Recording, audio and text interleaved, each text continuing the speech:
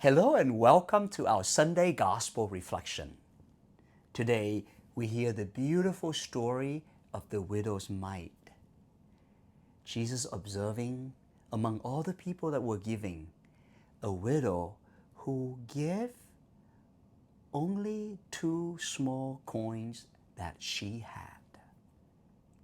It reminds me of a story my mother always tell me occasionally. She said, when I was little, back in Vietnam, one day I came back from the garden with my sibling and we went out to get plums, oriental plums. And I had 2 plums in my hands. And when we ran into her, I looked at her and said, "Mom, do you want some?" And I only had 2. She said, "No, you only had 2. I said, "No, Mom, take some, I have more." And then she took those 2 plums. She said she took it and then she turned around. She noticed I was begging my brothers for some of their plums. Now, that was many years ago. To this day, she still talked about it with a lot of love. It did 2 things. One, it moved her so much, even though it was just a simple plum.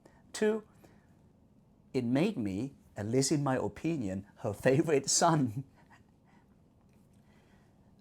I can only imagine when Jesus standing there and he saw this simple, very poor widow putting those coins, the very little she had, she gave away. Now, like my mother, would God, who is so rich in grace and mercy, allow her to go broke? She put so much trust in God.